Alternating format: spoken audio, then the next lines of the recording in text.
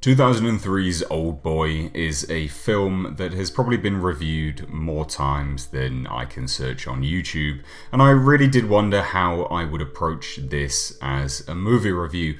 So what I thought I would do, after much deliberation, is quite literally just sit here and run down why I think this film is really genuinely worth your time. Now, this film is not to be confused with the 2013 remake, the Western remake. What I'm talking about here is the 2003 South Korean neo-noir action film. This film was co-written and directed by Park Chan-wook, and it is based on a Japanese manga of the same name. The film itself is so beautifully shot and is very unmistakably South Korean. I reviewed a few months ago the film The Train to Busan, and in there I said that this was one of South Korean's finest films, because it really was. But Oldboy takes it up another level. It has such unique cinematography and such a beautiful scene setting that it really is one of those films that if you haven't seen it, you absolutely must. And please do not watch the Western remake before you watch this film. This is a film that must be seen with completely clear eyes. I will go in and discuss non-spoilers first, and I really can't encourage you to listen to the spoiler part of this, but I will talk about spoilers as well. But there are such twists and turns in this film that if you haven't seen it, please do not research it and go in with completely fresh eyes. So from a non-spoiler perspective, what is the story? Well, as a brief synopsis, the film follows a character of Daisu. He's introduced at the start of the film is this narcissistic, self-absorbed, ego drunk. He's so dependent on his alcohol consumption that he appears to completely disregard the fact that it is his daughter's birthday. We see him chained up in a police cell, and he really is going at it with these police officers. But his friend bails him out, and from there, as his friend is calling his wife, Daisu goes missing. Now this is where the story takes a massive turn. Daisu is imprisoned in a cell, essentially a hotel room, for 15 years. He doesn't know why.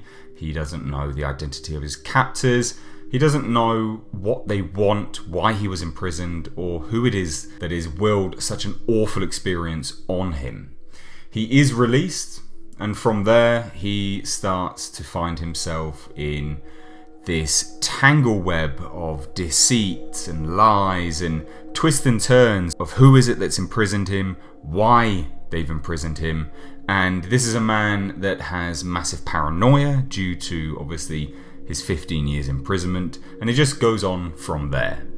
So that is the story in a very non-spoiler way, but I absolutely cannot say it enough. Go into this film completely blind.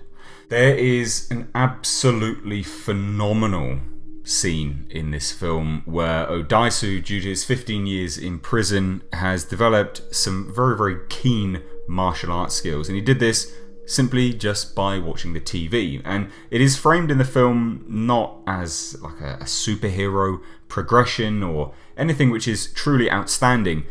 It's quite literally framed as a question. Can a man who has been in prison for 15 years and trained himself achieve a form of skill set that is actually usable in the real world? And it turns out it is, and there's a beautifully set scene which really just shows off this skill set which Daisu has managed to develop across his 15 years of imprisonment. And the way this particular scene is shot is just, it's one of those things which has now since been copied by quite a few films. And not only is it interestingly framed and very lovely in its framing, but it's also the fact that it is a one shot. It's just a continual shot, and you can see not only that it is a one shot, but you can actually see the fatigue in the actors as they are doing this one shot. It's not just a case of one take here, rest, set up the next scene or the next shot, take that take, and then set it down again, have a bit of a rest and go from there. This is truly, a testament to the filmmaker Park Chan-wook behind this film that he managed to organise and do this in one shot. I assume this may have taken a few takes, but to have this come off in such a staggeringly great way is again a testament to this South Korean masterpiece. Now, again, to discuss it in a non-spoiler way, it's really important that we touch on the fact that yes, this is an old film, it's 2003, but there are some really quite fresh and I would say cutting edge kind of storytelling methods within it. We do have some flashbacks and some scenes like that which most people would probably term as quite generic, but the way they are framed, the way they are shot is again absolutely fantastic. Without going into too many spoilers, because this leads itself closer towards the end of the film, there is one scene in particular where Odaisu is supposedly following someone and supposedly looking through some glass, but it is shot in a very point of view voyeuristic way, which really does engage the audience just that little bit more in the story, but also just include you and make you feel like you are actually there seeing what is going on. It's one of those things which is seldom done in this day and age, but it's very, very well made. The action in terms of this film, because again, this is an action film, is very, very good. It's well choreographed, but choreographed in a way which is reminiscent of, say, The Raid, I guess you could say. And I would even say reminiscent of, say, the first season of Daredevil. For those people that are aware, it's just that level of gritty, realistic action where you can feel the punches. These are hits which, they do inflict pain upon our main character. It's not something which, he gets hit and then he just stands up. It's not a superhero film. This is a man that when he gets hit, he feels it and you can see the pain inflicted on this man. There's also some storytelling elements which, again, without going into spoilers, they absolutely had some balls for going there with. And I truly do mean that.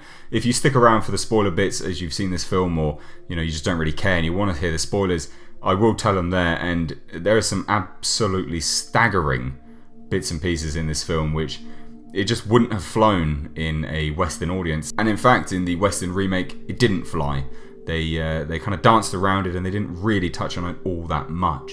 So again, this is kind of my non-spoiler roundup of this awesome South Korean neo-noir action film. If you have not seen it, please stop watching now, go and watch the film, and then come back for the spoilers. But genuinely, this is a film which I absolutely cannot recommend enough, and I truly do mean that. At least it does have some flaws, but it is something which I can highly recommend simply due to its unique setting, its unique cinematography, but also just the storytelling and how it tells this story, which is a story I was actively engaged with.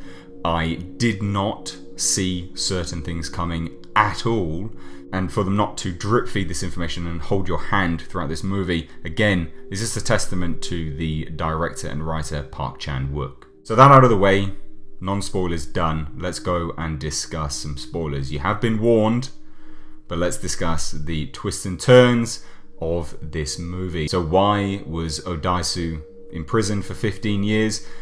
It's not something which this movie holds your hand through, because it's not something which they introduce in terms of the time frame they start the film with. This is something which is way in the past.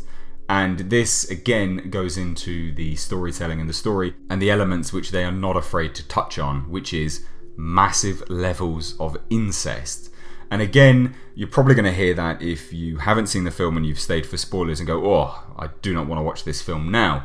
It's not framed as anything which is good. It's absolutely not framed as something you should be doing. It's not glorified in any way, shape or form, but it is framed as a man who has revenge due to something Odaisu had done which relates around incest. Not what Odaisu has done with incest, but what Odaisu witnessed. And this is what boils down to that beautiful voyeuristic shot of Odaisu when he was in school, witnessing a classmate partaking in an incestuous act upon his sister.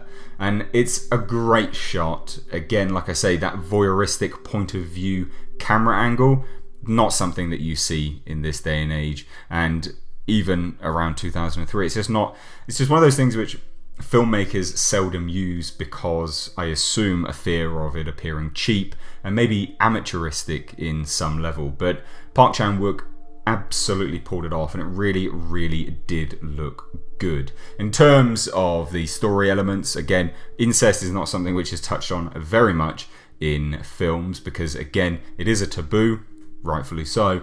But the Western film that is a remake of this South Korean awesome film didn't touch on it. It kind of skirted around the edges, and it's a real shame because it's one of those things where the twists and turns happen, you do not see it coming, again because it's not introduced in the timeline that they establish at the start of the film. So for them to dance around it is a real shame, because if your first introduction to this film was the Western remake, you just wouldn't have had that shock value which everyone else had when they saw this film. So I've talked about Oldboy enough. This is a film which you absolutely do have to see. It really does open your eyes to a different level of theatre. Hollywood is great for certain bits and pieces, but South Korean cinema and their style and their aesthetic is something, again, which I absolutely do recommend. Like I say, Train to Busan was a fantastic film. It was, to me, a refreshing take on a zombie story. It was enclosed, it was personal, and it had some beautiful cinematography, and this is much the same. It introduces some action pieces which, you know, have been replicated in many films ever since. So, you know, it really does introduce a lot of things which have been taken on board because of their unique elements. Guys, what did you think of Oldboy? Did you like it? Did you dislike it? And were you one of those people that were truly shocked by the twists and turns and the incestuous elements which come to light towards the end of the film? Let me know your thoughts on this absolutely fantastic film down below in the comment section. Guys, as always, I've been Mr. H, and I will catch you in the next video.